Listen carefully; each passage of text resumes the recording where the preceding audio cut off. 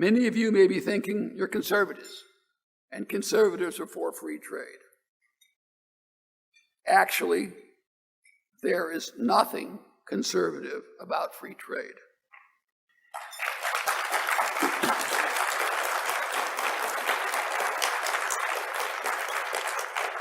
What exactly are these people conserving? Free trade is a philosophy of consumption, and the elevation of consumption is the essence of materialism. Materialism fosters the neglection of values. It is the exact opposite of conservatism. Near the center of conservative thought is preserving what is best in our institutions and traditions. It is about the very values materialists would have us ignore. Free traders seek price optimization. They view us only as consumers and want to maximize consumption, and that means lots of imports. I believe that Americans are first producers, not consumers, and that no country ever became great by consuming. They all became great by producing.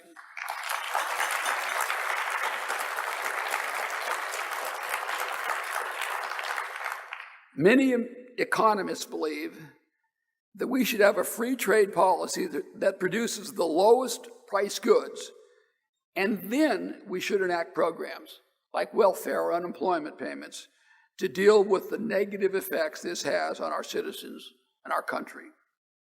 We believe that is exactly upside down. Our primary objective should be policies that will build strong American families and communities and create productive, high-paying jobs. That should be our goal, not cheap stuff. In a policy choice between corporate profits and American jobs, we should always protect our workers. We should never forget that there is an inherent value in work and the pride that comes from supporting your family.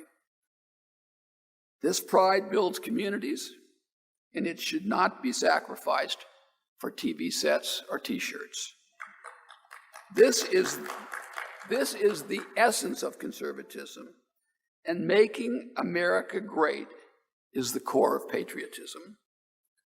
We are conserving values, the American family and strong communities. That's what Ronald Reagan wanted. That's what Donald Trump fought for. Indeed, Alexander Hamilton, arguably the father of American conservative, was no free trader. His whole life he supported tariffs and industrial policy to promote American manufacturing. In fact, throughout our early history, conservatives and Republicans were not free traders. There were 12 Republican presidents before Eisenhower, and everyone promoted using tariffs to build American industry. They all supported the American system, explicitly or implicitly. Theodore Roosevelt famously said, "Thank God I am not a free trader.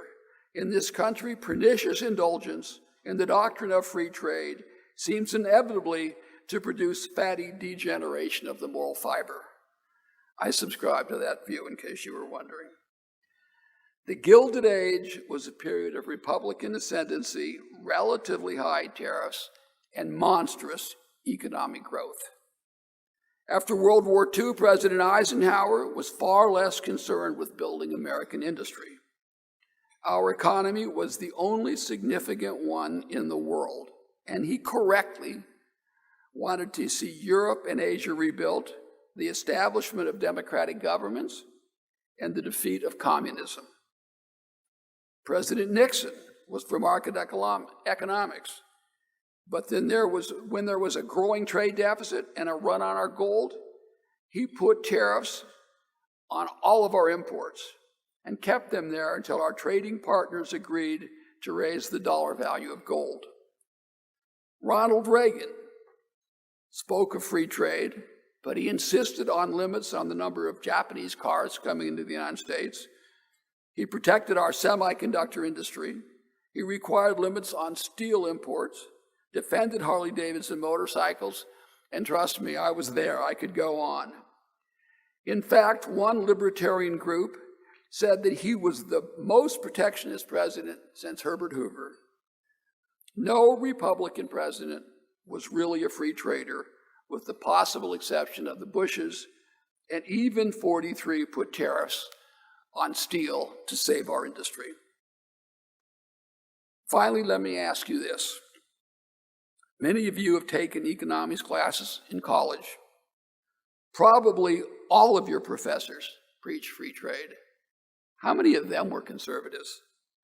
My guess is not many. And if you say you had a lot, then like Johnny, you probably went to Hillsdale College. Another myth is that trade makes the world more peaceful and democratic. You've all heard it. This view was the common wisdom of the cognoscenti of the 1990s. President Clinton and his free trade crowd used this myth to sell their China policy. With access to our market, China would become a larger version of Switzerland. That's what they argued, benign and democratic. Thomas Friedman wrote a book selling the proposition that countries that trade don't make war. Not even Friedman believes that anymore. The principal problem with this proposition is that there is no support for it in history. World trade was an astonishing 21% of GDP in 1913. And that didn't stop the Great War from beginning. The US and Japan had substantial trade before Pearl Harbor. The North and the South had enormous trade before the American Civil War.